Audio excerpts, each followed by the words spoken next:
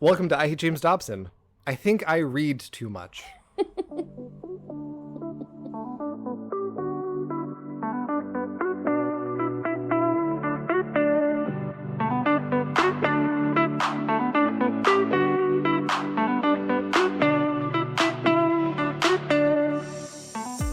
Welcome to I Hate James Dobson. My name is Jake. I'm a former evangelical turned queer sex therapist, and today I'm moved to be joined by the magnanimous, magnetic, magical, masterful, mellow, majestic, mindful, and demure, memorable, and modest Brooke. Wow. Hi, Brooke. Hi, they get better and better. I really preach the modest one. Yeah. I think that really describes the core of who you are. Yeah, modesty for sure. Brooke, how the heck are you? You know what? I'm doing amazing. I'm doing so great. Good. I just really, had a pick-me-up since last week. And now I'm doing so much better. Good. I'm always very glad to be done with February because this episode comes out after February. Happy March. Even though it's the shortest month, I always feel like it drags on and on. It's cold, it's Yes. dark, it feels like it's spring, but not quite yet. There's also nothing really to look forward to other than Valentine's Day. Right before this episode comes out, I just celebrated my anniversary with boyfriend. Oh, that's cute. How many years? This will be 3. 3 years. Yeah. I remember when there wasn't even a boyfriend. Mm-hmm. Oh. You have known me for longer than he has. Oh my God. I feel like 5 minutes ago I didn't even know you. I do feel like you are technically my longest standing best friend. Oh my God. So, no pressure. Why did that... Why did that just choke me up? Yeah, I don't. You and Jordan slipped in somehow. I don't know how. Yeah. Oh. Yeah. No, I became a therapist, and then because I changed careers, and now I have some new friends who have slipped in. Yeah. It's pretty good. Yeah. I grew on you like a rash. Yeah, you do. But there's no ointment for this. You are, I think, officially of my inner circle, the youngest. Woo! Yeah. Take that, depression. Brooke. Yeah. I have a quick interstitial in that I feel like I've made a huge mistake in my life. What is it? You remember how I was bragging about getting these books from James Dobson for a penny? Yes. So that's true. That also means, though, I had to give them my address. Oh, no. What are you about to pull out of that bag? So this came in the mail. I haven't opened you yet. Oh, my God. Oh, my God. What does it say? Mr. Jake. Beep. Oh, my God. It says, Inauguration 2025, a time for celebration and hope. And then it is the Capitol with, heavenly skies behind it. Mm-hmm. And it's from Dr. James Dobson Family Institute. And on the back, there's a quote from Gary Bauer. I thought it said Gary Busey. I'd prefer if it's Gary Busey. Gary Bauer is currently in charge of the James Dobson Family Institute. Editing Jake here, I was wrong. The current president of the James Dobson Family Institute is some fuck named Joe Warsack. Gary Bauer was part of the Reagan administration, president of the infamous Family Research Council, vice president at Focus on the Family, and served in the first Trump term. Overall, total asshole. Every inauguration marks a transfer of power, but this one was a transfer between two competing worldviews that are fighting to define America. Can we open this? Yes. Can I open it? Yes. Yes. Oh That's my as close God. as we're going to get to an unboxing. Oh, you should film this one for a Tiki. Okay. Oh my God. Oh. It's probably going to be them asking for money. Yeah, I'm sure. They're like, hey, remember when you only give us a penny? You should donate another penny, but by check. Oh, dear Mr. I am writing you from Washington, D.C. just a few days after the inauguration of President Donald Trump. Dr. Dobson asked me to share some thoughts with you about what I saw and the significance of what recently happened. I'm sure Dobson absolutely asked that. Oh, okay. I see a return envelope. Ooh, there's so much in there. Yeah, but that's not even the... Okay. You have to cut a lot of this because we're going through it piece by piece. What's getting you steamed? Well, not steamed. I'm just excited for you. Oh, God. It's a long-ass letter. I used to work in nonprofit, and let me tell you, One page, friends. One page. Every inauguration, this is in bold in its own paragraph. Every inauguration marks a transfer of power, but this one was a transfer between two competing worldviews that are fighting to define America. That's a quote on the back of the envelope. Mm-hmm. Okay. Our government was led the last 4 years by radical secularists. Ah, yes. Socialites. Nope. Socialists. Socialists. And globalists. Now, there's a footnote for globalists. Does it just say Jews? Because that's typically what they mean when they say globalists. Oh my God, there's references on the back. Jesus Christ. Wait, globalists is... Oh, number 1. Funding leftism, making power grabs. The Biden administration's bureaucratic radicalism. The Heritage Foundation. Oh, of course it's by the Heritage Foundation. I'm sorry. You can't just cite yourself. I'm sorry if this wasn't the plan, but I'm going through this whole... I love it. I hope this is what the hour's for. Plan, but I love it. Okay. They promoted policies that are tyrannical, perverse, of course, decadent, yep, and ungodly. Uh-huh. Oh, 2 and 3. Mike Flood, Biden's climate core, land grabs, all part of promoting blah, blah, blah, blah. It's from foxnews.com. Okay. Okay, that's where it's from. And 3, Mark Lewis, The Two Americas. From The Two Americas. Oh, townhall.com. Why would you... So far they've cited the Heritage Foundation, Fox News, and Town Hall America. Yeah. My God. They ignored our Constitution, and then it just says IBID. Oh, same as before. Oh. And attempted to demonize Americans who love Jesus and America, calling us, quote, Christian nationalists. 'Cause you are, Blanche. 'Cause you are, Blanche. So the incoming administration is the complete opposite. Oh, yeah. Very, very concerned with the constitutional rule of law. They are committed to policies that defend and promote faith, family, and freedom, such as the elimination of paper straws and the penny. Uh-huh. Dr. Dobson's words became prophetic when he wrote God. When he wrote in 1986, nothing short of a great civil war of values rages today. However, instead of fighting for military conquest, the struggle now is for the hearts and minds of our children. The winner will emerge, and the loser will fade from memory. Okay, Joe Biden already has troubles with his memory. We don't need to, pile on. I'm not going to look at the footnotes anymore. They're all just from trashy places. Although, welcome to my world. Let's check the footnotes. Oh, they all suck? I guess I have to read the footnotes now. God is not only on President Trump's heart and mind. In addition, who wrote this? Gary Bauer. Gary Busey. In addition, and this is in bold, reminders of God's role in America's past, as well as the hope he gives us for the future, are everywhere. It's weird to hear what the other side says. This is just straight, perhaps obviously, this is just Christian nationalist propaganda. Yeah. Virtually all of the ornate buildings and monuments in Washington, D.C. are etched with words making it clear that our liberty comes not from faceless bureaucrats or, quote, woke politicians. Oh my God. But from the God of Abraham.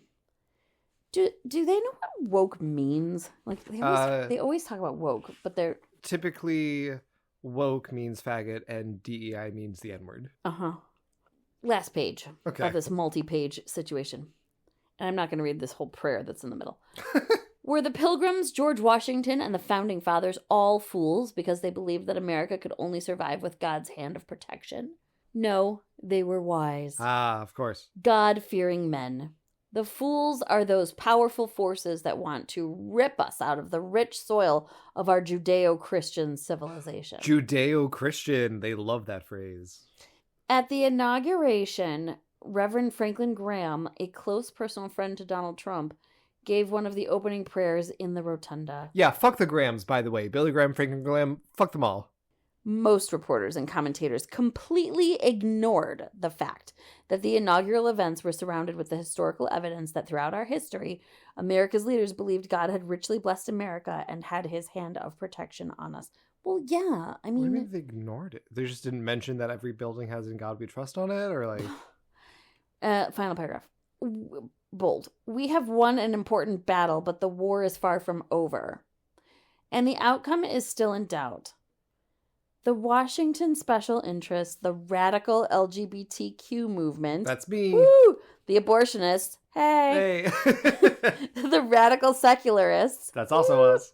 Are preparing their counterattack now. Oh, yeah, we are. It's really exciting. That's what I would say. One thing you know about the Democrats, they're very good at plotting, preparing to fight back. Making a plan. Yeah, that's definitely what's happening. Effective strategy. Doing anything. Christians and conservatives must stand strong. Join with us at the JDFI as we defend faith, family, and freedom. Like, how? What? They don't say anything about what they're going to do. Warmest regards. They're defending it. Gary Busey. Okay, so that's the letter. Busey. Now let's look at some. I feel like we might get a letter from Gary Busey. I love if it was from Gary Busey. Okay. Oh, if we get a cease and desist from Gary Busey, I would frame it. I would absolutely. And then they want you to send money. Of course. Okay, and then here's the return envelope. And of course, they live in Colorado Springs. Yeah, that's where Focus on the Family is. Blech. That's where. Okay, well, I'm sorry to take us on that enormous detour. You don't have to include any of it, but I loved it. That was really exciting for me. I don't feel like I've ever seen like actual stuff from the other side like this. Mm-hmm. Tangible propaganda. Yeah, it's creepy. The way that they talk about Democrats is so funny because it's so different and wrong and like weird. And yeah, we call you Christian nationalists because that's what you. Because that's what they are. Brooke, if you like that, you're gonna love our episode today. Okay, I'm so sorry for that long delay. Tell me what it is. Brooke, what do you think about marriage? Well, it's a complicated question. You mean like as a concept for myself? How do you feel about marriage? Middling, okay. You know, I think it works for some people, and that's Mm-hmm. fine, and that's good. I think it's necessary for some people, so that's fine. I mean, like literally, legally. Mm-hmm. And not. It used to be like a thing I would think about a lot and thought I really wanted. And then one time my therapist was like, "Then why are you avoiding it so much?" And I was like, whoopsies. And now it's not a thing I want. And the idea of having to share my home with another human being all the time and only talk about logistics all day long. Oh, what time are we going to have dinner? I get to do whatever I want. Fuck marriage. That's how I feel. How about you? As a marriage and family therapist, complicated feelings. Generally, I'm pro marriage. Yeah. But not in the like James Dobson way. No. Of course not. I can't imagine. Last episode, we looked at James Dobson's book, Building Confidence in Your Child, which is a horrible name. And we spent a long time talking about psychological theories and studies and sample sizes and citations and blah, blah, blah. Today, we're taking a different route. Pure, simple, unadulterated loathing. There's a lot that goes into the book, but let's just say I loathe it all. Every little quote, however small, makes my very flesh begin to crawl. That is our wicked quote for the day. I really liked it. Thank you. Didn't we debate once on this podcast who would be Glinda and who would be Elphaba? I don't think we debated. I think I said I'd offer you the choice of Elphaba because that's the most coveted role. And you said, absolutely not. I'm Glinda. And I went, okay, I'm fine with that. Which is really kind of an Elphaba thing to say. Okay. This book is interesting because it's not listed on Dobson's website. My local library didn't have it, and Focus on the Family wasn't selling it. So I had to use other back channel ways to get a copy of it. I'm going to cut this. I bought it on Amazon. Don't cut it. That's funny. Whereas his last book was the most in his lane Dobson has been, this book is the total opposite. He talks out his ass about shit he has no authority in.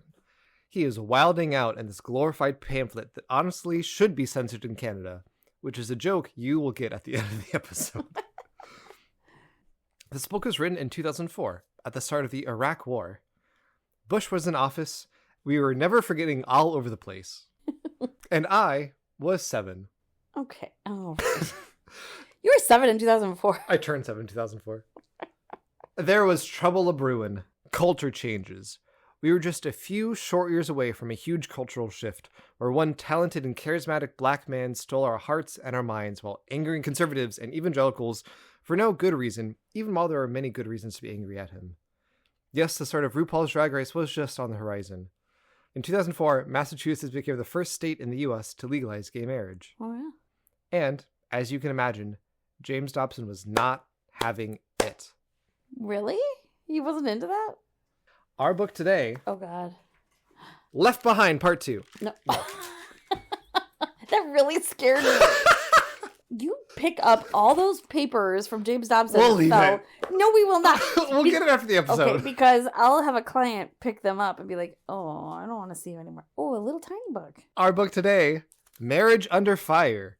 Why We Must Win This Battle. Also later in that's called Why We Must Win This War. Lazy and Sloppy. Wait, I need to describe it for the readers. Yes. It's a little tiny. Yeah.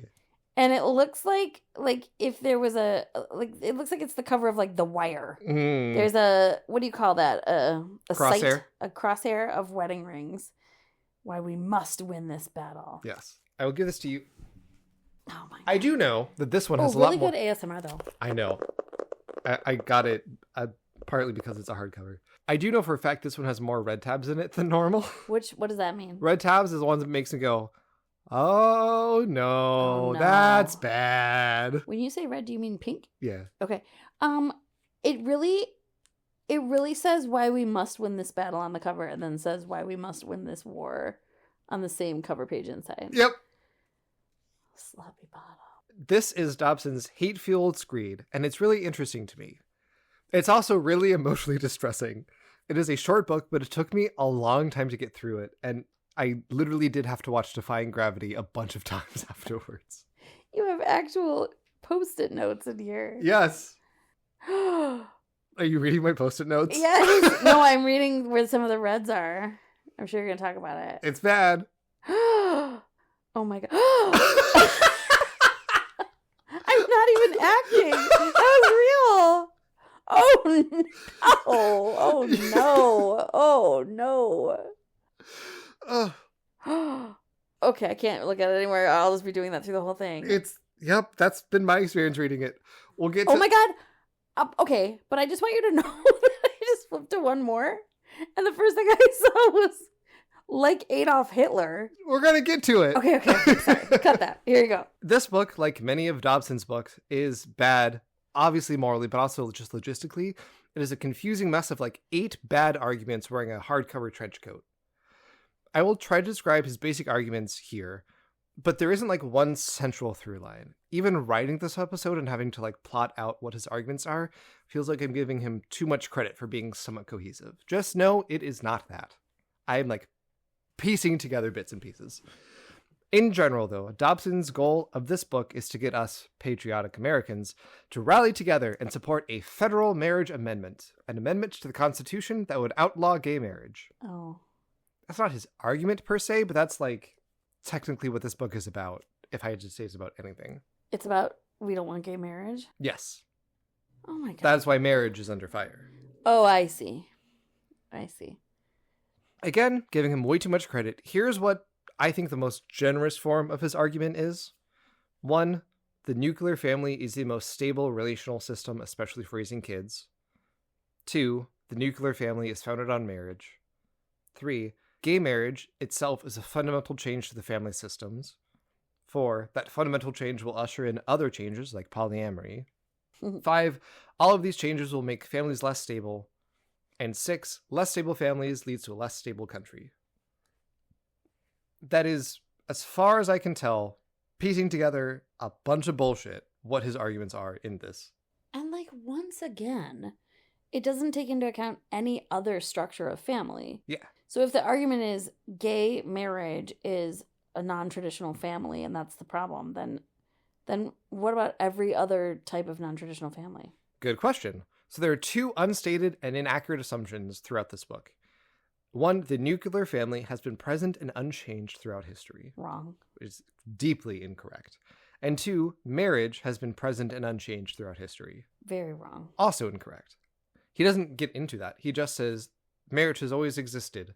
And like humans have always been building relationships. And he calls that marriage. Also, he takes this like creationist view of the world. So he believes Adam and Eve got Christian married. A little wedding in the garden? No, definitely outside the garden. Posts in. quote, "The institution of marriage represents the very foundation of the human social order. Everything of value sits on that base. Institutions, governments, religious fervor, and the welfare of children are dependent on its stability. When it is weakened or undermined, the entire superstructure begins to wobble. This is exactly what has happened during the last 35 years as radical feminists, liberal lawmakers, and profiteers in the entertainment industry have taken their toll on the stability of marriage." Does profiteers in the entertainment industry mean Jewish people? Typically. Okay. I'm starting to learn the language of this. Yeah. It's all very dog whistly, right? Like, if we were to say, so that's anti-Semitic, like, what? No! We're just talking about, like, the fags there who are trying to promote a gay lifestyle. But that is an anti-Semitic dog whistle, whether or not they quote-unquote mean it. Gross. Here are his explicit arguments. He lays out a number of them in Chapter 3. 1. The legalization of homosexual marriage will quickly destroy the traditional family. Quote, "The impact of that vast sociological experiment, legalizing gay marriage in parts of Europe, is no longer speculative. We can see where it leads by observing the Scandinavian nations of Norway, Denmark, and Sweden, whose leaders embraced de facto marriages between homosexuals in the 90s. The consequences for traditional families has been devastating. The institution of marriage in those countries is rapidly dying, with most young couples cohabitating or choosing to remain single. In some areas of Norway, 80% of firstborn children are conceived out of wedlock, as are 60% of subsequent births. It appears that tampering with the ancient plan for males and females spells doom for the family and everything related to it." Ancient plan? He really relies on the fact that the nuclear family and traditional marriage as we understand it today have been prescribed from Genesis. But it's like in the Bible differently, isn't it? It sure is. It sure is, Brooke. It sure is that. We'll talk about that. But it sure is different even throughout the Bible. I wish everybody had just seen that. That was incredible. We'll talk about this later. Whatever, we'll talk about it. We'll get to it. But real quick, reminder about my whole entire reason why I'm here. I have never read the Bible and I know that. That's how obvious this is. Yes. Okay, go on. So, first of all, children being born out of wedlock is not, in and of itself, inherently a bad thing. Here are the reasons that I think it can be problematic. A lack of stability, childcare, finances, especially in our hyper-individualistic capitalistic hellscape.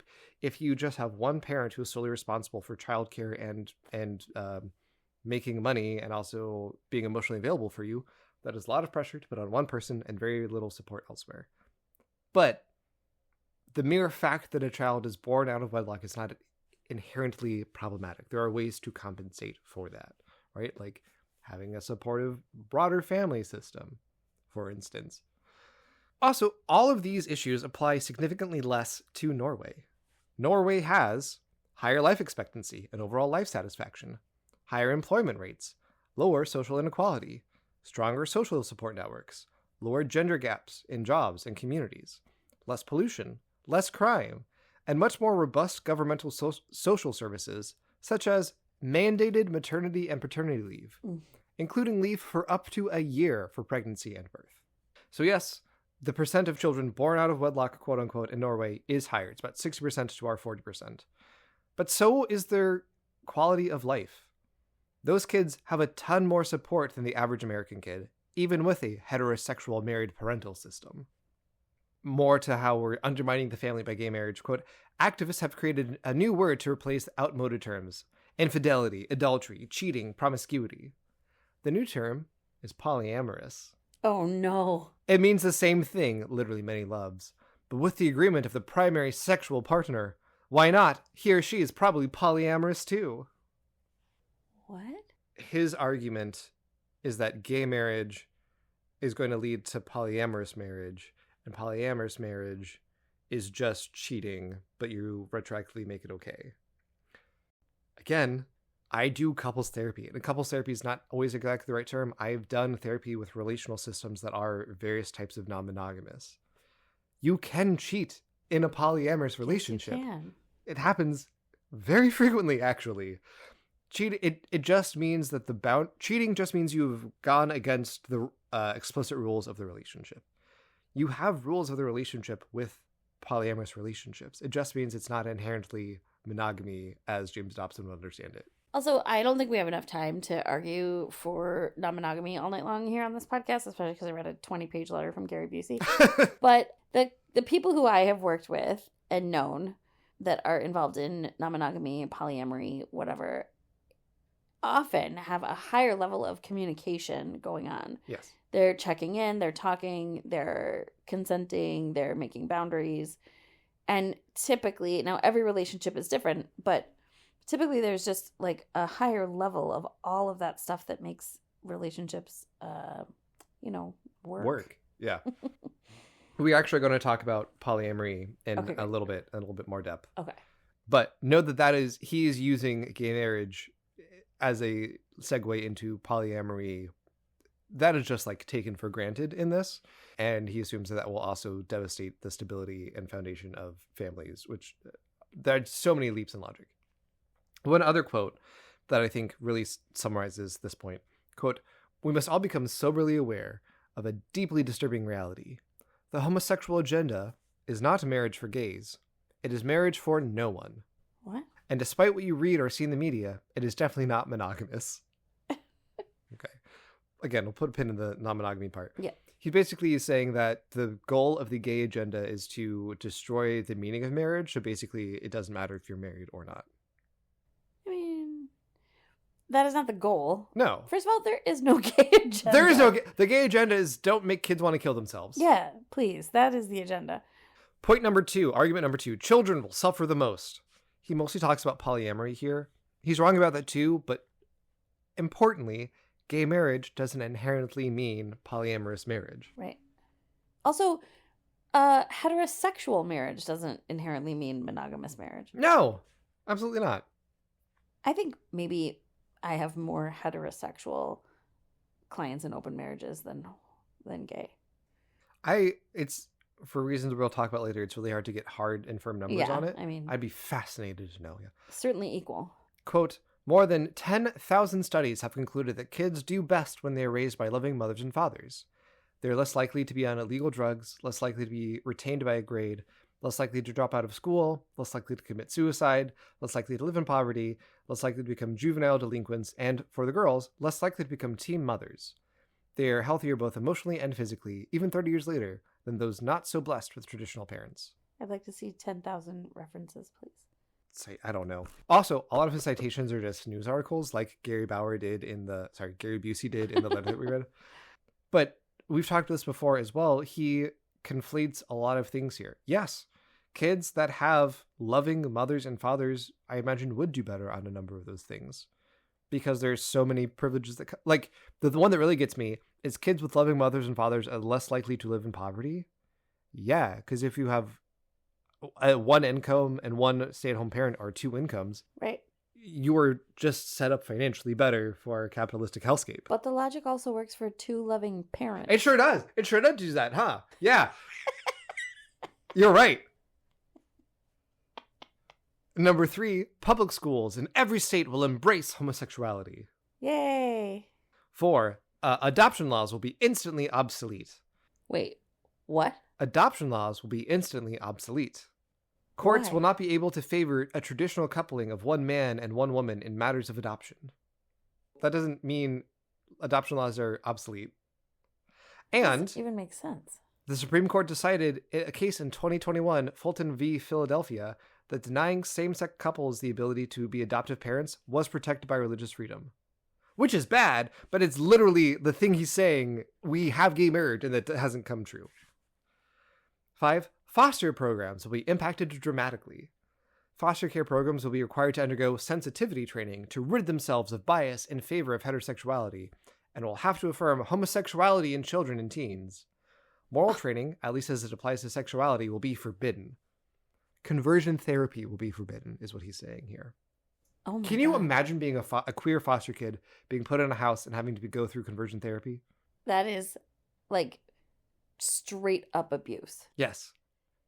And as of present, 28 states have laws in order to protect queer youth in foster care from discrimination, and an additional 6 have laws only for sexual orientation.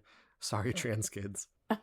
In 14 states, State-licensed child welfare agencies may legally refuse to place and provide services to children and families if doing so conflicts with their religious beliefs. So if you have a queer kid in foster care and a family says, oh, sorry, we're Christian, they're allowed to not take them in 14 states. This is going to, I have to leave. This is going to just be too much for me. It gets also, like, worse. Is he, and no shade, because I know there's a lot of people doing a lot of good things, but like, is he insinuating that the foster care system in America is like good, doing great right now? We'll talk about that later too. His sixth argument as to why gay marriage will destroy American civilization. This one particularly gets me. The healthcare system will stagger and perhaps collapse. What? Because, quote, every HIV positive patient needs only to find a partner to receive the same coverage offered to an employee. Wait, what? Every HIV positive patient only needs to find a partner to get married to get health insurance. And if every HIV positive person were to actually get health insurance, our healthcare system would collapse. Because everyone who's gay has HIV. Yep. A lot of leaps in logic. And also, people with HIV deserve health care. Yeah. What year was this written? 2004. Right. Point 7's related. Social Security will also be severely stressed. Again, with millions of new eligible dependents, what will happen to the Social Security systems, which is already facing bankruptcy? If we had proper values as a country, we would cut off Elon Musk from his billions and billions and billions of dollars of military contracts and funnel that into things like healthcare, Social Security. Anyway, number 8, religious freedom will almost certainly be jeopardized. On April 28th, 2004, the Canadian Parliament passed Bill C-250, which effectively criminalized speech or writings that criticize homosexuality. Anything deemed to be homophobic is punishable by 6 months in prison or other severe penalties. He doesn't cite the law here. He cites a homophobic article written by a lady on a website that describes itself as sound journalism grounded in facts and biblical truth. So you can tell where they're coming from. The law amended the hate crime laws of Canada to include sexual orientation. But this like misrepresentation of Canadian hate law is actually a type of grift. Jordan Peterson, therapist turned right-wing media darling turned comatose person turned I feel bad making fun of him now person. Former Wait, did he really go in a coma? Yeah, a medically induced coma in Russia because he didn't believe in medical care in the United States. Oh. He's out of it now. He also believes in only eating meat. Okay. It's a lot. Anyway, he initially got famous for opposing Bill C-16 in 2016, which amended the hate code again to include trans people. I hate Jordan Peterson. These are my two nemeses in psychology. James Dobson, obviously, and also Jordan Peterson. But again, I feel bad making fun of Jordan Peterson now. It feels very much like punching down. Yeah. Number 9. And we don't do that here. I hate James Dobson. No, only punch up, right? Into the jaw of God. Number 9. Other nations are watching our march towards homosexual marriage and will follow our lead. Great. Sure. 10. The gospel of Jesus will be severely curtailed. Great. Also, not inherently. And number 11. The culture war will be over. I wish. And the world may soon become, quote, as it is in the days of Noah. Quote, this is the climactic moment in the battle to preserve the family and future generations hang in the balance. This apocalyptic and pessimistic view of the institution of the family and its future may sound alarmist to many, but I think will prove accurate unless God's people awaken and even begin a greater vigil of prayer for our nation. What if in a moment like this, the world will be as it was in the days of Noah? What do you know about the Noah story? 2 by 2. Sure. What happened? Flood. Yeah. What happened to everyone else? Got eaten by a whale? Close. The story of Noah, everyone was turning their backs from God. Everyone was being wicked. Hedonists. Oh, yeah. And so God killed every person and every living thing on earth to just kind of reset it. Oh, yeah. So when they talk about the world becoming as it was in the days of Noah, that is, to me at least, implicitly a death threat. Yes. You all are so corrupt and so evil that the only way to right this wrong is for all of you to die. Oh, my God. That is how I take it. Why did I think they got eaten by a whale? That is the Jonah story. Okay, all right. Also Old Testament. Okay, well, look at me. Yeah, there's some whale eating or being eaten by whales, whatever. Okay. Jonah was a prophet. Ooh, ooh, but he simply never got it. Ooh, ooh. That's a VeggieTales reference. Don't worry about it. That was a VeggieTales movie that bankrupted the company. Oh, nice. Was the Jonah story.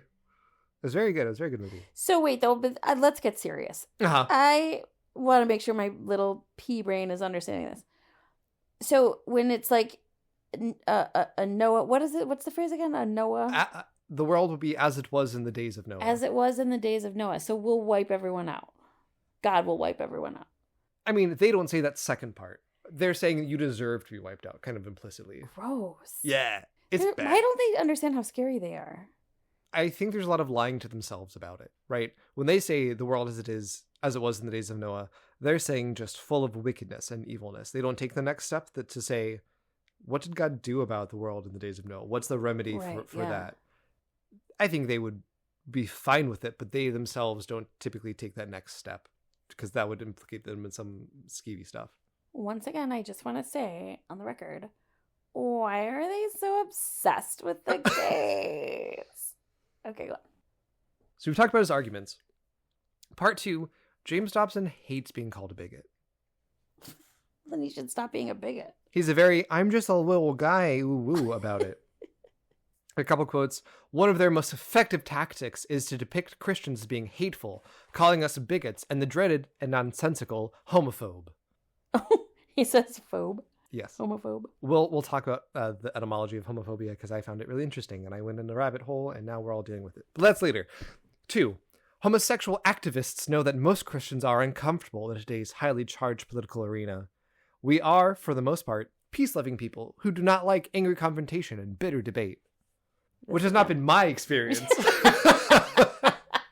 the evangelicals.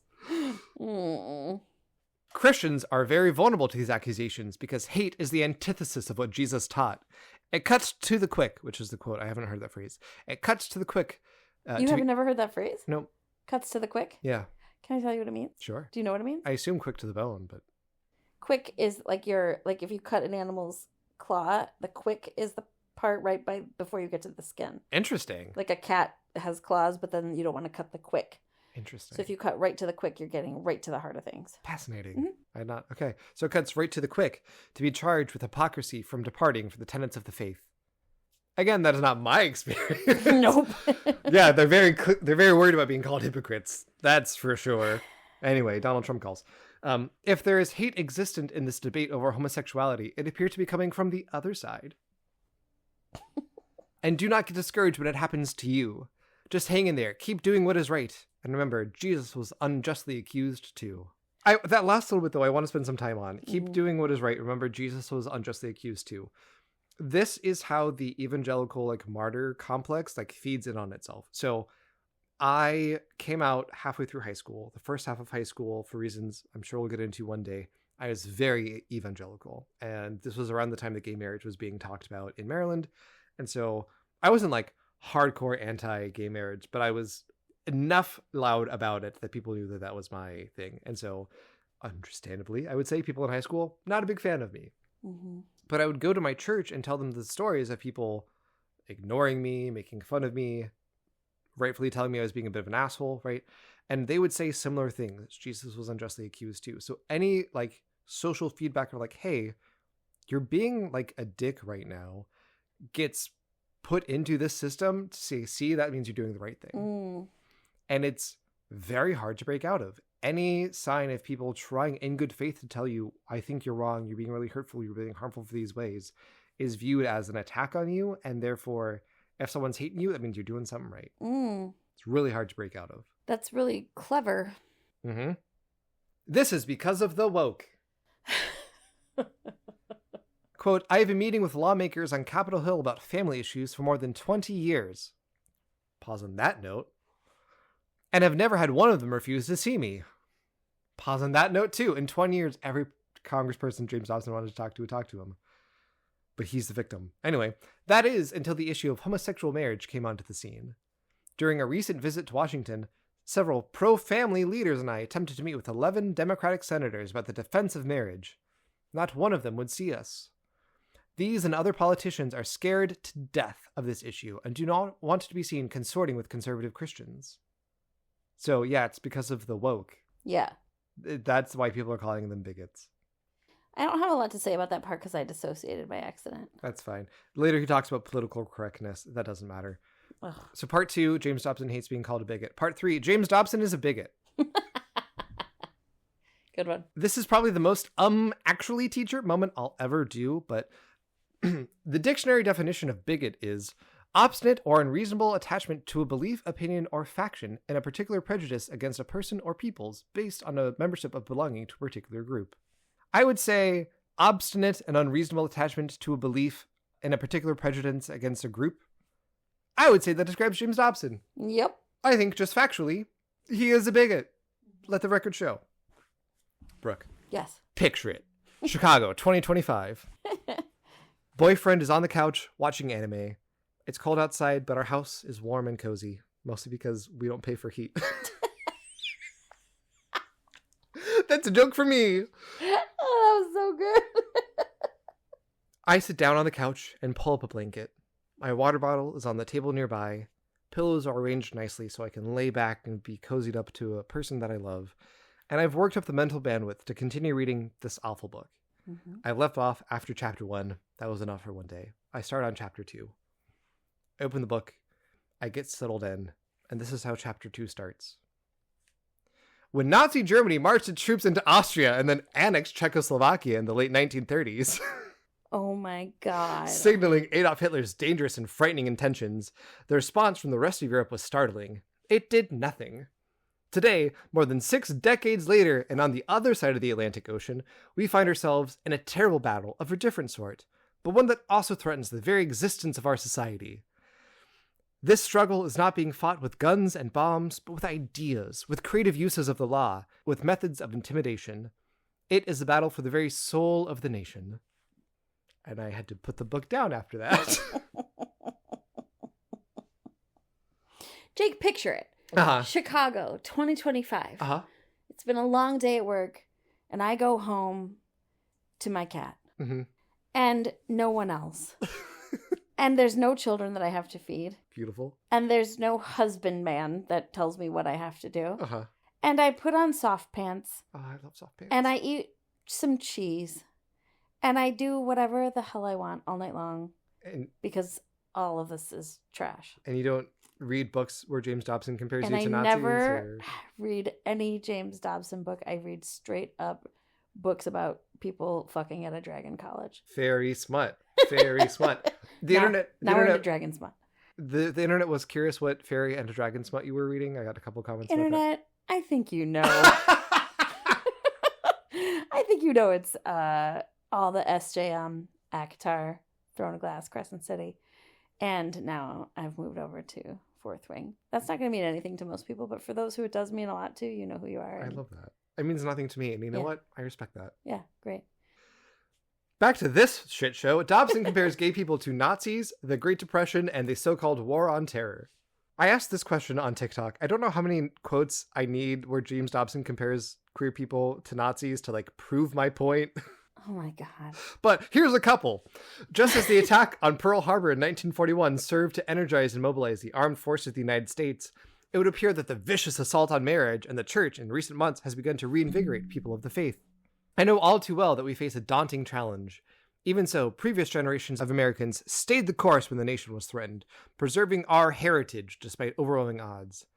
The difficulties faced by our parents and grandparents in the Depression and World War II were staggering. Now, it is our turn. The peril we face may not look the same as a world war or an economic depression, but it is every bit as ominous and formidable. Oh. Like Adolf Hitler, who overran his European neighbors, those who favor homosexual marriage are determined to make it legal, regardless of the democratic process that stands in the way. There is no issue today more significant to the family. Not even the War on Terror eclipses it. I want to be part of the podcast, but I've lost all the words. So, you talk about this a little bit. Mm-hmm. Here's one of the Q's and A's, which we love, because it's in this book too. Hey, James. Question from Curious in Chicago.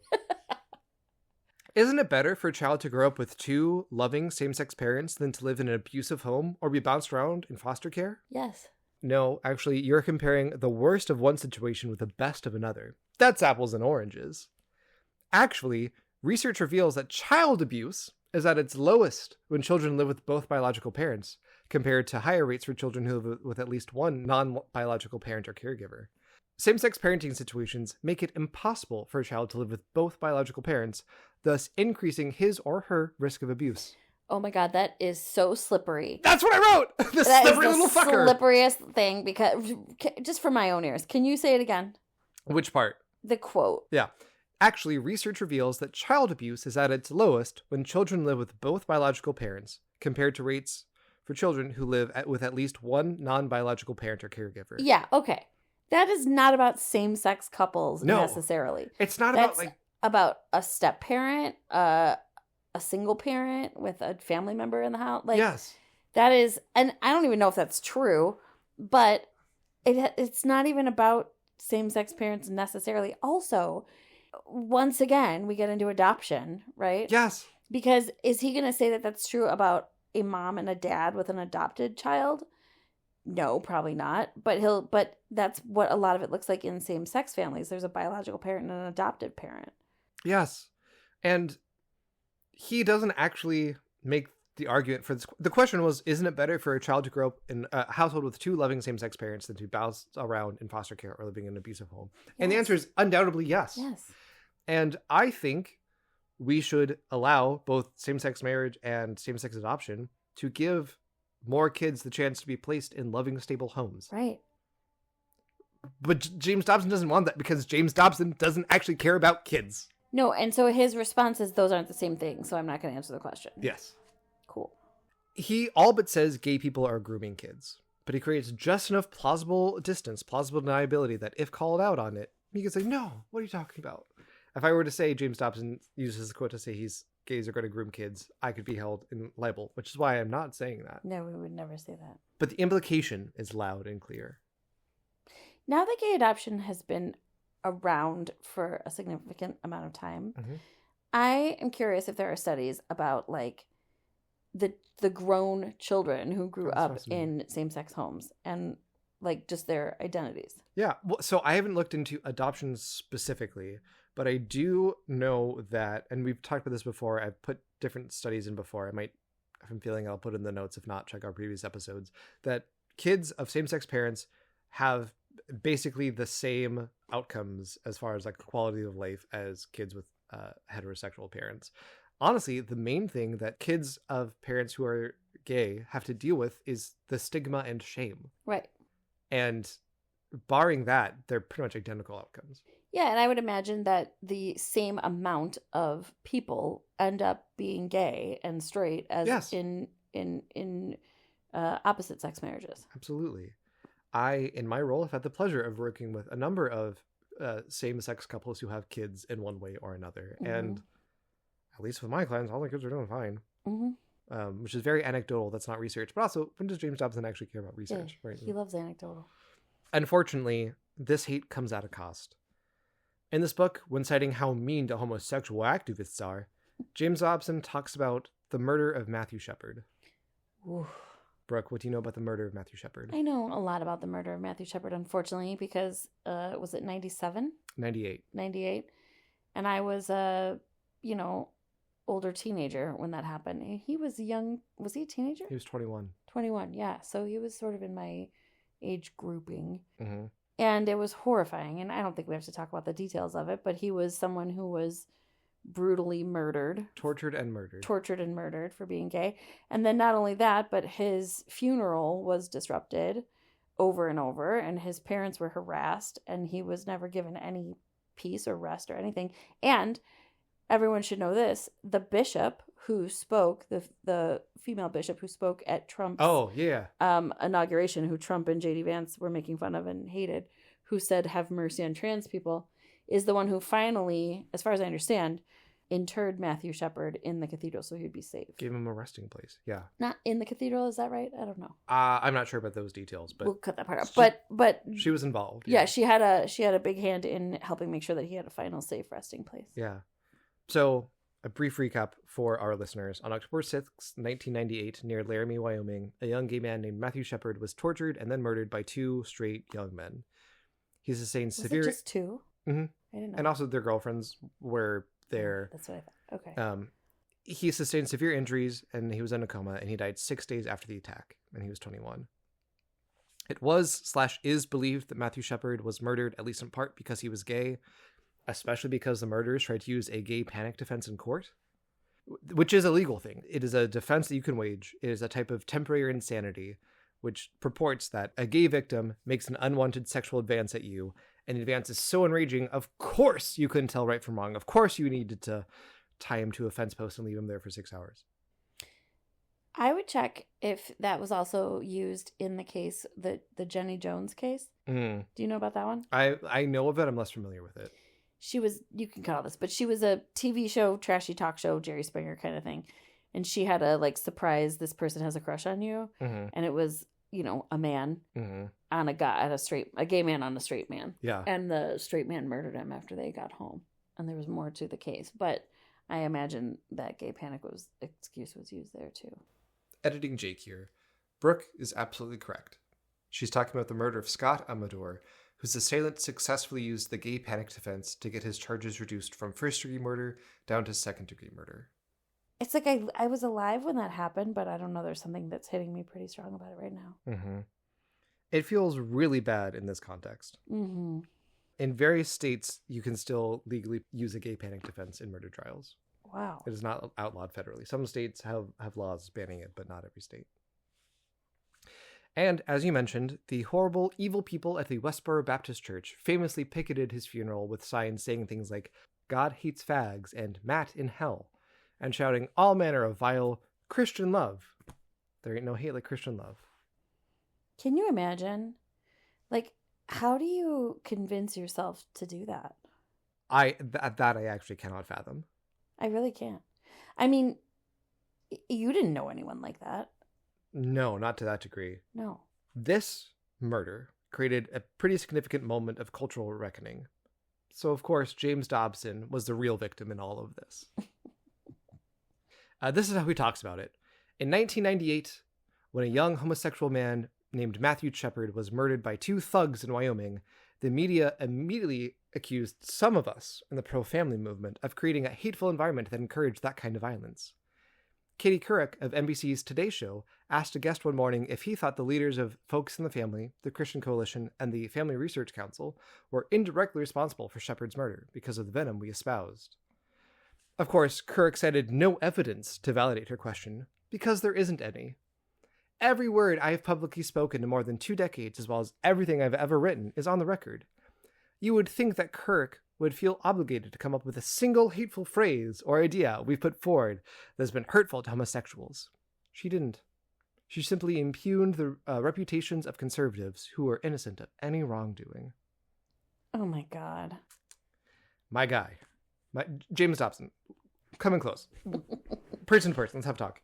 The section above in the script, in the book where you are writing this statement, you explicitly compare gay people to Nazis 4 different times.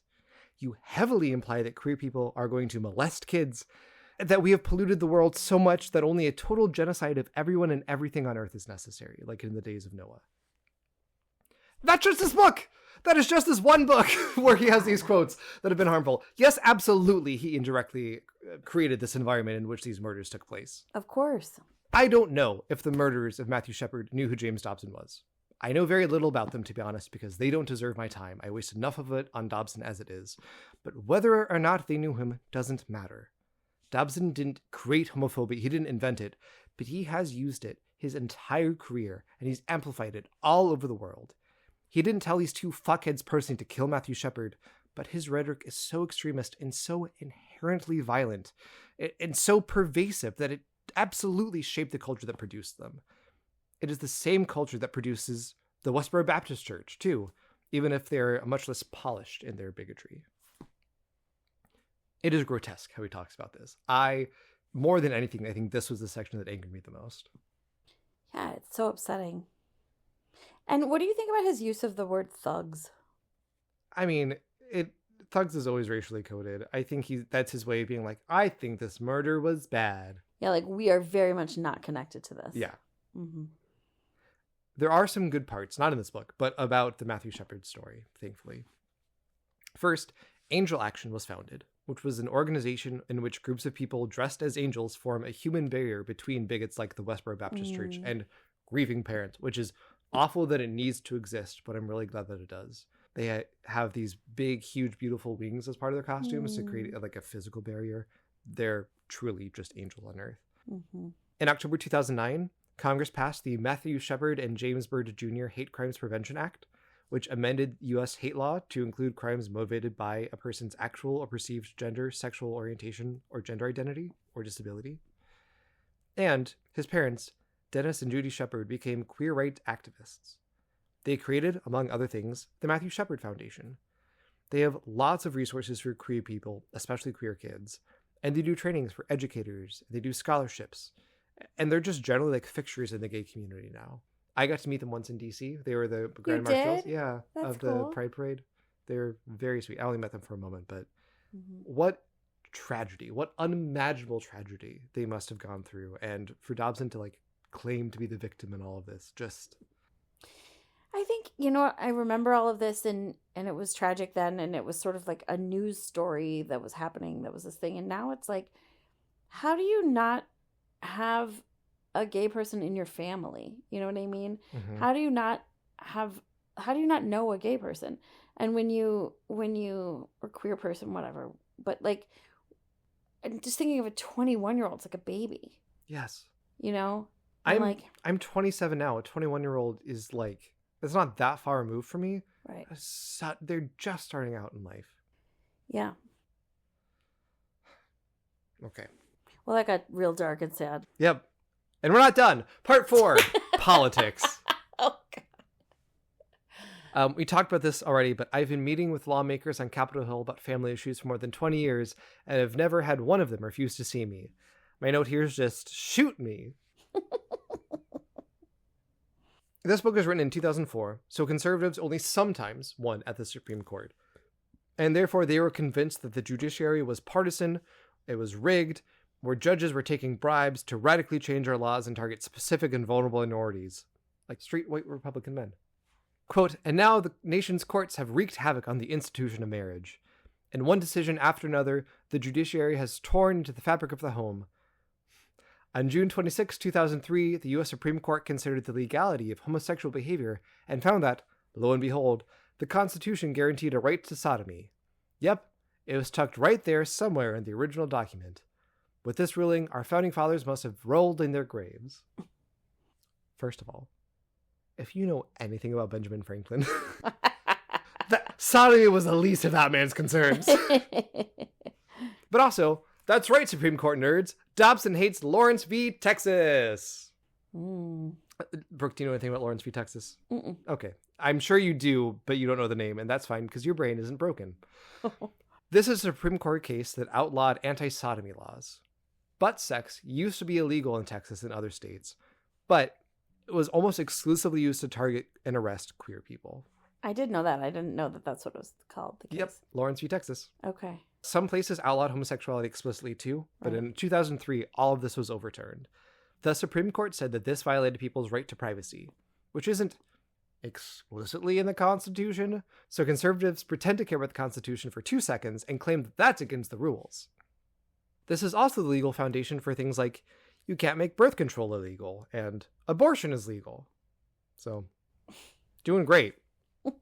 Now that evangelicals effectively control the Supreme Court from now until climate change kills us all, they have, of course, reversed course. There are secret activist organizations that are bribing Supreme Court justices to radically change our laws and target specific and actually vulnerable minorities. And they love it. They couldn't be more happy. I've gotten so many emails from Gary Busey, whatever, praising the Supreme Court recently. It's distressing. Hypocrisy. Wow, so shocking. Do you know who Gary Busey is? Yes. Okay, great. But not Brad Pitt. Okay. Who? Shut up. This book isn't just about political topics. It is, in fact, effectively a workbook. Chapter 5, the last chapter, except it's not, is called How We Can Win This War. After instilling upon you the stakes and the arguments, how and why you must fight back against these fascist faggots, here's what Dobson's grand strategy is. Quote, there's only one answer. Congress and the state legislatures must pass a federal marriage amendment to define this historic institution exclusively as being between one man and one woman. He lists some specific ideas of how we can accomplish this, including contact your senators and representatives, register to vote, volunteer to teach a class or hold a seminar about family-related issues in your community, put up lawn signs and distribute bumper stickers, organize a debate in your community, makes me cringe, and visit a Focus on the Family website. But they don't say it's founded by Focus on the Family. They just say visit this website. There's a bone-chilling phrase that they use for this and like advice on how we win this war, which is the battle begins at home. That makes me feel very bad. Yeah. Chapter 5 ends with one last tortured military metaphor and then a prayer written in italics and in the shape of a diamond, which is why I was laughing so much that this letter also has a prayer in it. But that's not the end. There are 4 sections left of this book after the last chapter. No. Albeit generally somewhat shorter sections. There is a gay marriage FAQ. Oh, I gotta know some of that. We'll talk about that in a second. But Okay. but the opening line of this is, superficially, what gay marriage advocates are saying may seem fair and logical. Scratch the surface, however, and you'll find that their assertions don't hold up. Put a pin in that. Mm-hmm. Section 2, how you can support the federal marriage amendment. These are email and letter templates. They literally write it out for you, give you a few options to spice it up, and very specific instructions like, no matter what, it should be 225 words or shorter. Oh. Like it is directly a call to action and they tell you what to do and how to do it. One of the options for what you can include in it has this line, quote, amendment supporters have been disparaged as bigots. How can that be when the language proposed is identical to the language of the Defense of Marriage Act, passed by 427 members of Congress? Are they, and former President Bill Clinton, who signed the bill into law, bigots too? Yes. Yes, they are. Fuck Bill Clinton! I know Brooke, I told you the story before, but I had to stop hooking up with somebody one time because they had an unironic Bill Clinton magnet on their fridge, and I said, we do not have the same values. No, we do not. After this, like, workbook section is organizations and resources for the concerned citizen, which include 2 ex-gay organizations, including Love One Out. Oh my God, love one out. You're gonna go home and love one out after this. If I'm lucky. 2 Focus on the Family organizations and the Center for Conversion Therapy. The Center for Conversion Therapy. It's called the North American, what? It's NARTH. I don't care enough to figure out what it stands for the treatment of homosexuality, whatever. They were the people who like really push for the legality of conversion therapy. They suck. Oof. Yeah. And the last bit, 4 pages of ads for other Dobson books. That's how this book ends. And his CV. I wish. Honestly, put the CV at the end now. I think it'll be very fun to see it. It is literally a manual. And I am sure they considered putting an envelope in there as well. Probably. So, why marriage? Obviously, gay marriage is an equal rights thing, just plain and simple. Being gay doesn't hurt anyone. We aren't the cause of the end of the world, other than glitter destroying the oceans, I suppose. The family still exists. Dobson, you are in charge. You have won. Woohoo. Let us be gay in peace, please. But, like, why is the government involved in marriage in the first place? And should it be? I don't know. I'm some fuck. I have ideas and opinions, sure, but if how the government should be involved in marriage is an open question that I think reasonable people can disagree about. That is fine. The general argument is that the government should be concerned with the stability of families, and for many reasons. Morally, but also financially, for health and educations, to make future generations in that country. We need each other, and when we have happy families, we are all better off. The government has a compelling interest in that. That is the argument people have to say the government should be in charge of marriage.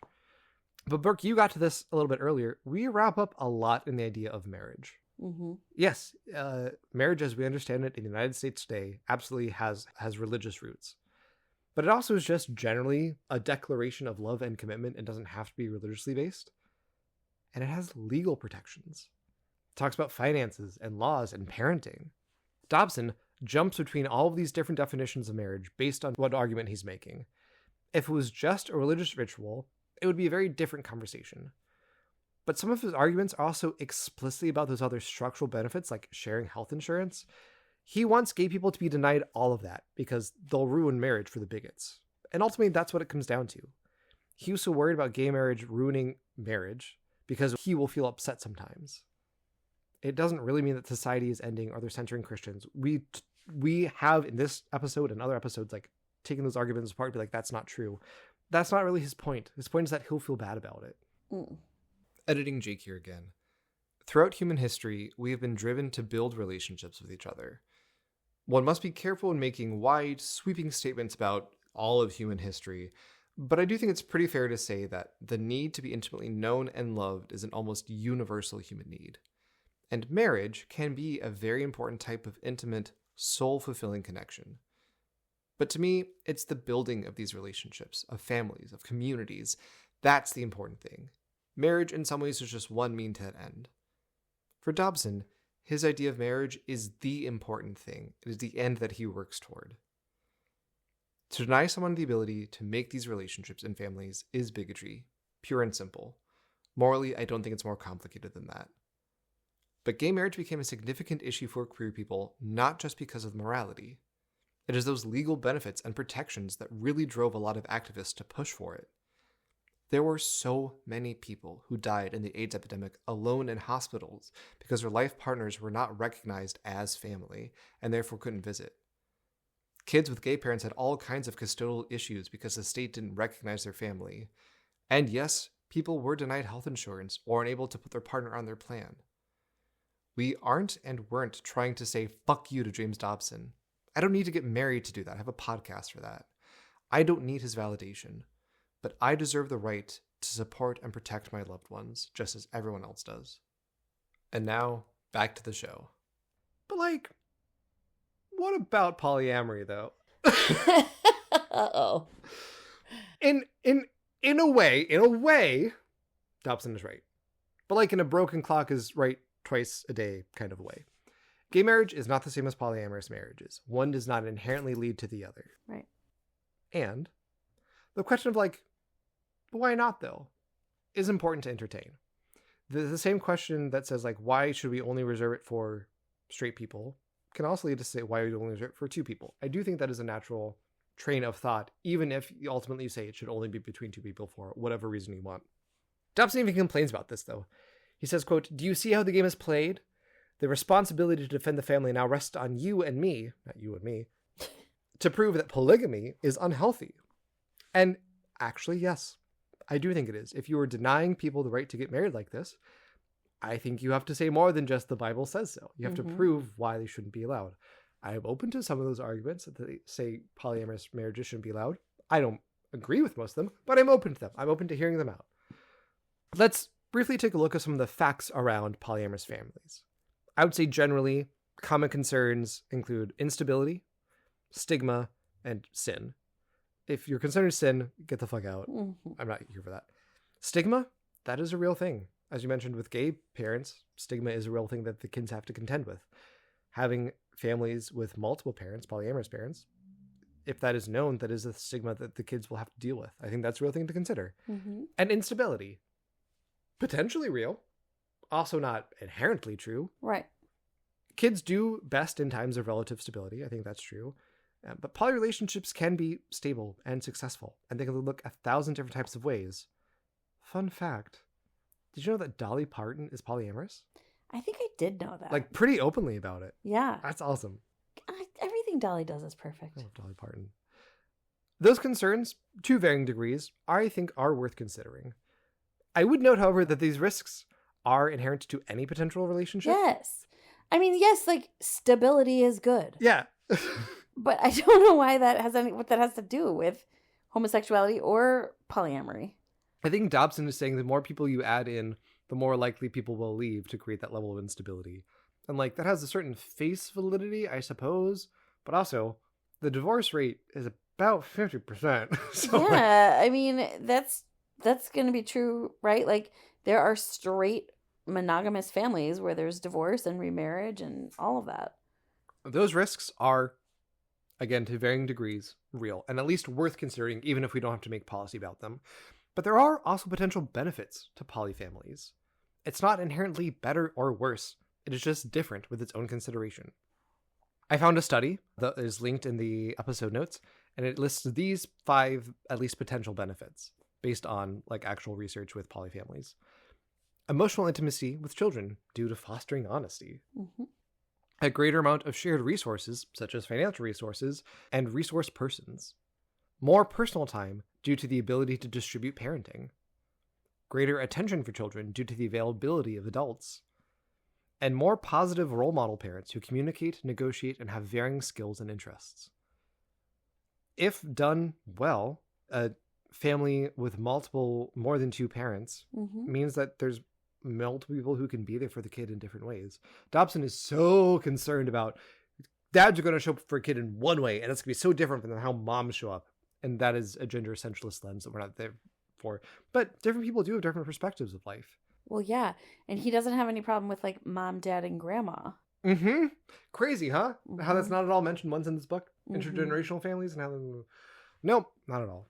Research is hard and limited for polyfamilies, both due to stigma and the fact that there are so many different types, right? Like Mormons who have multiple wives is a very different family structure. It's not all the same as the lesbian throuple in Brooklyn who will whoop all the other parents at a PTA bake sale.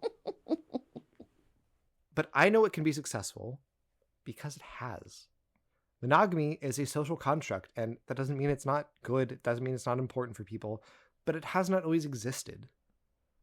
And some of the biggest sluts I know are monogamous. You know what else is a social construct? Marriage. Marriage is a social construct, isn't it?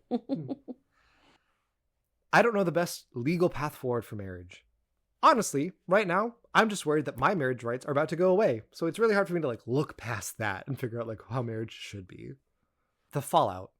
Here in February 2025, or I guess March 2025 when you're listening, here's where things stand vis-a-vis gay marriage, as far as I can tell.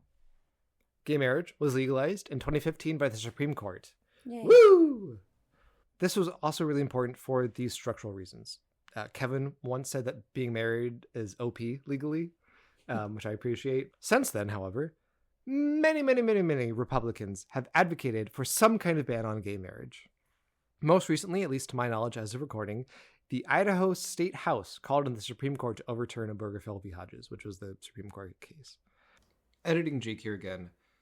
In between recording this episode and editing it, I'm currently editing it on March 1st, 2025, more states have introduced similar resolutions, including Montana, North Dakota, and South Dakota. And, most notably, Michigan State Representative Josh Schreiber introduced a resolution, and he said, in part, quote, "Now is the time to reassert Christ as our king.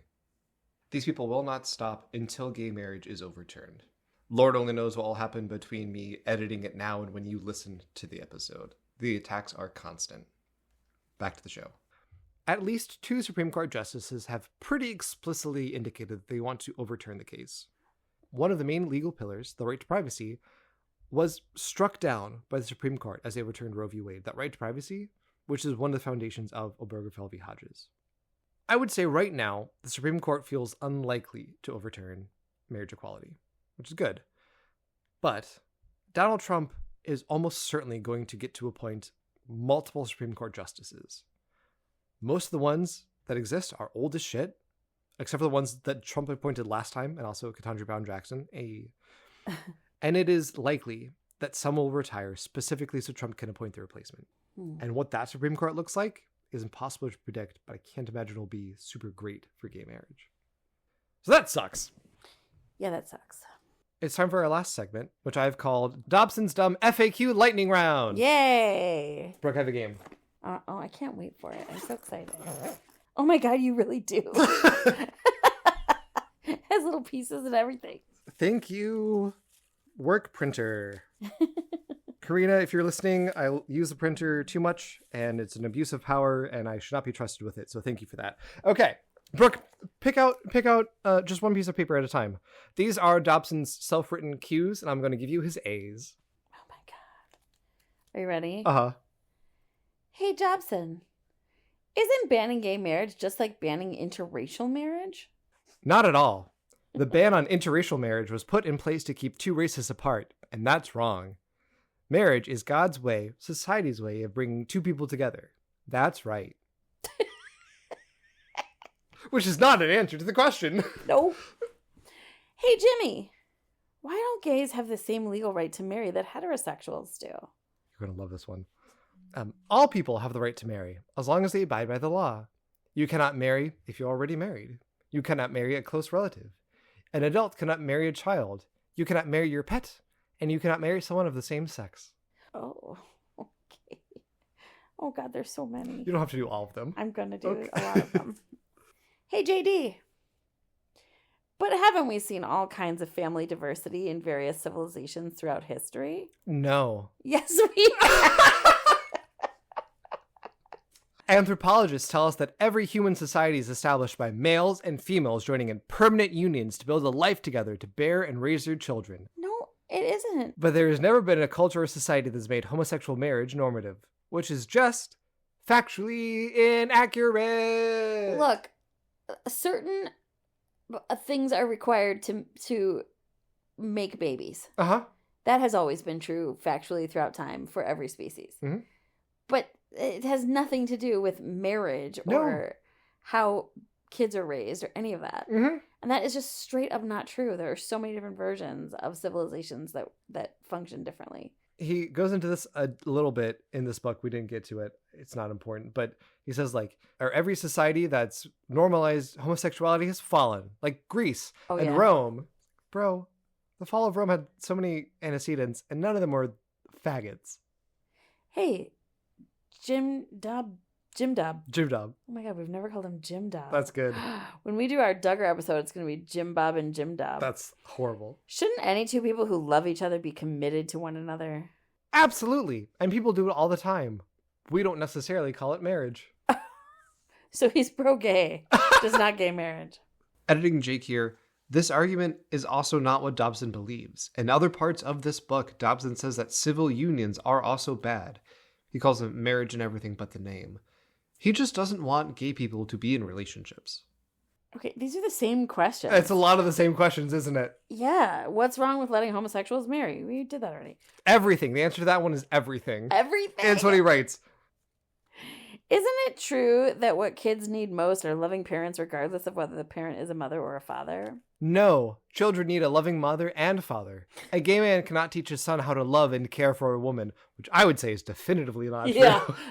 Let me tell you something. He certainly can. Nor can a lesbian teach her daughter how to love a man or know what to look for in a husband.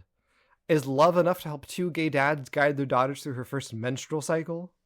I can't even talk about that. What about people who are too old to have children, even adopted ones? This comes from, he has a line of questioning that's like, isn't the purpose of marriage to have kids?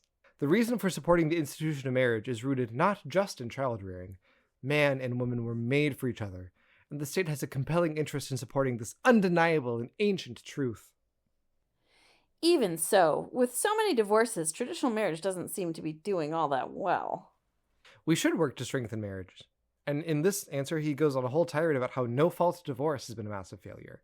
And a side note, they are coming for no-fault divorce. They hate it. And just like how abortion rights are really tied with trans rights, no-fault divorce is mixed up right in there, all of us. God. Here's the question I've been asking this whole time we've had this podcast. How does someone's homosexual marriage threaten everyone else's families? Gay activists are not just asking for one homosexual marriage. What the activists want is a new national policy saying that having a mom and dad is no different from having two moms or two dads. The term husband and wife and mother and father would become merely words with no meaning. Which also doesn't answer the question. It doesn't answer the question at all. No. There's just that, like, avoidance. Mm-hmm. Or we'll do a couple more. Doesn't expanding marriage to include homosexuality actually help strengthen marriage? Yeah. Homosexual men have a very difficult time honoring the ideals of marriage. Male homosexual relationships last, on average, 18 months. And gay men have an average of 8 partners a year outside of their committed relationships. Which means that they're not strengthening marriage, I guess.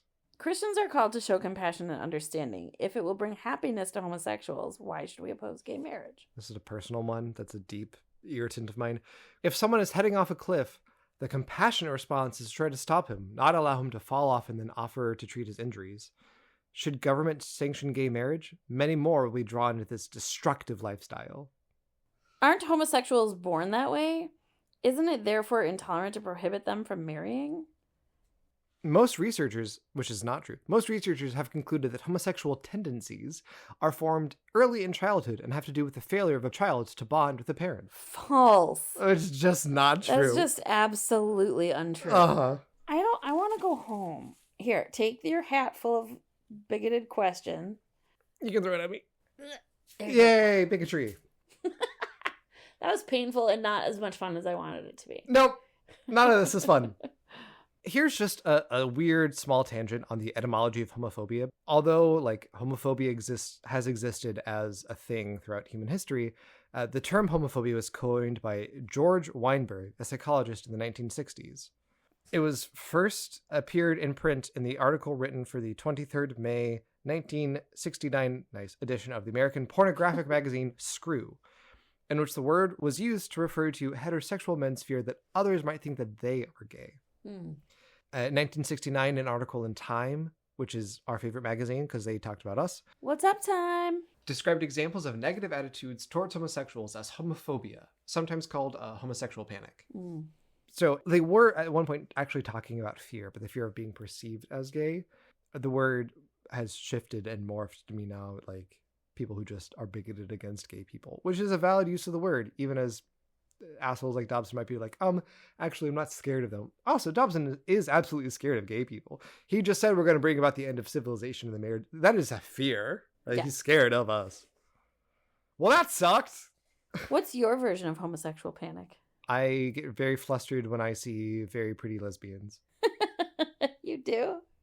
Not even like in a sexual attraction way, just like, oh, you're like a better person than I'll ever be. Thank you for your service. What's your version of homosexual panic? Well, I have bisexual panic. Okay. And it's when you can only order one drink at a restaurant. Oh, no, I don't know. It's just every moment of my waking life. I'm always in panic. Every moment's homosexual panic nowadays. I do want you to know, I literally, truly did watch Defying Gravity after reading every chapter of this book. I had to read one chapter a day and then put it down and then go watch Defying Gravity and sob. My God. I think it like helps me channel my feelings into a sense of like power and fearlessness instead of just explosive rage. Jake, is this podcast feeling good to you? Is it hurting you? Nah. This is very confident. I just have to check in once in a while. Anyway, what an awful guy. Huh? What a bigot. I hate James Dobson. I hate James Dobson. I hate him so much. I've been thinking about like taking out pages from the books of his that I own and making like blackout poetry. Oh, yes. I think that'd be very fun. You should do that. I'm sex is mentioned a bunch, so I'm sure I could get something in there. But I would love that, actually. If we could sell it in little frames. yeah. I don't mean to keep saying that we're going to have merch and sell things. I'm suddenly getting very like corporate about the James Dobson. The main reason we don't have merch yet is I can't figure out the like financial and tax implications of it because I am small and homosexual panic. We'll Does figure it anyone out. know how to make podcasts? That can help us with stuff? We would love some help if anyone knows what the fuck to do. If anyone knows how to do the following things: edit, Do social media. fix the gain, be capable of staying awake past 11 p.m. and unlike me and falling asleep at the end of these, whiskey donations. This was a terrible this episode was great. Reading this book I think was the least amount of fun I've had for any James Dobson episode. So Brooke, thank you for letting me vomit onto you. You're welcome. And the people who clean our offices are here because it is 11, so we're going to go. Bye, readers. Bye.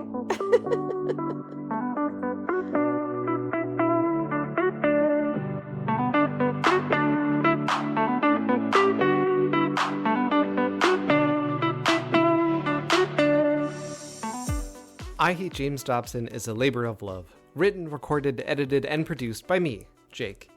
I'm honored to be joined by my amazing co-host, Brooke. If you're enjoying the show, please consider rating and reviewing it. And if you want to connect with us more, you can find us on TikTok, Instagram, YouTube, Reddit, and Blue Sky at I Hate James Dobson, and unfortunately still on Twitter at I Hate JDobs.